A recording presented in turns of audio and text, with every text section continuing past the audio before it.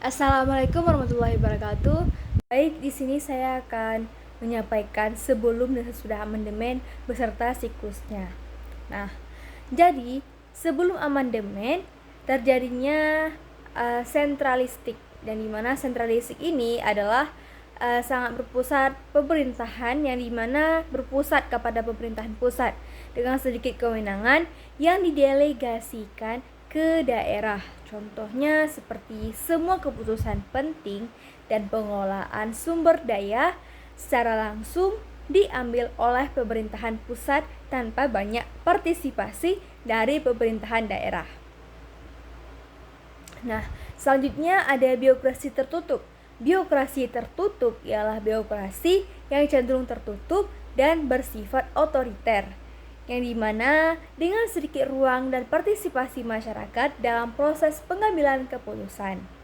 Contohnya adalah penetapan kebijakan hanya melibatkan pejabat-pejabat tinggi negara dan jarang melibatkan masukan dari masyarakat umum.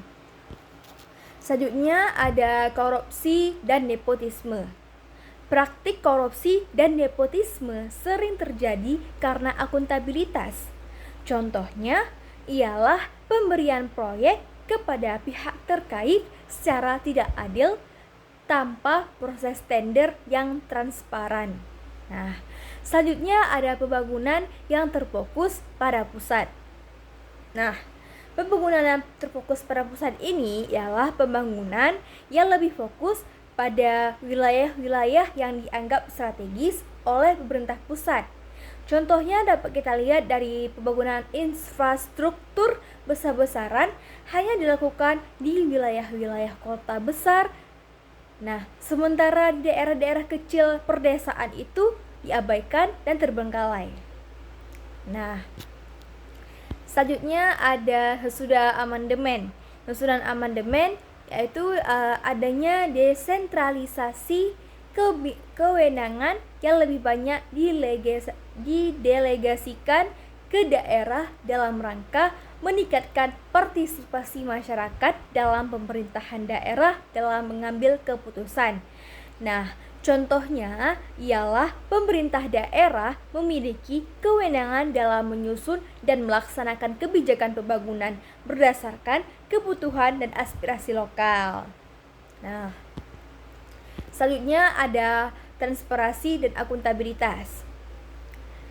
Transparansi dan akuntabilitas ialah upaya dalam meningkatkan transparansi dan akuntabilitas dalam pemerintahan untuk mengurangi praktik korupsi dan nepotisme. Nah, misalnya dalam pemerintahan menetapkan sistem pengadaan barang ataupun jasa yang dimana bersifat transparan dan terbuka untuk umum melalui e-procurement. Nah, selanjutnya ada partisipasi masyarakat. Partisipasi masyarakat ialah masyarakat yang dimana memiliki peran yang sangat besar dan sangat penting dalam proses pengambilan keputusan melalui mekanisme partisipasi seperti musyawarah, konsultasi publik, dan lain-lainnya. Contohnya dalam penyelenggaraan musyawarah desa atau kelurahan dalam penyusunan APD Des anggaran pendapatan dan belanja desa. Nah, selanjutnya ada pembangunan tersebar. Pembangunan tersebar ialah pembangunan yang lebih tersebar merata ke berbagai wilayah, tidak hanya berpusat pada pemerintahan pusat saja. Misalnya, pemerintah daerah dapat mengalokasikan anggaran untuk membangunkan infrastruktur di daerah-daerah terpencil atau tertinggal untuk meningkatkan kesejahteraan masyarakat setempat. Nah, selanjutnya ada siklus atau alur dari kebijakan publik. Nah, di sini terdapat perumusan kebijakan.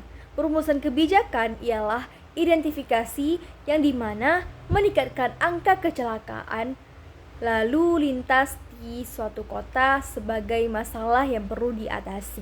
Nah, selanjutnya adalah pengambilan keputusan. Contohnya seperti pemerintahan setempat yang dimana mempertimbangkan akan berbagai alternatif kebijakan seperti meningkatkan patroli polisi, meningkatkan saksi bagi pelanggar, atau kampanye keselamatan dalam berkendara. Nah, selanjutnya adanya implementasi kebijakan.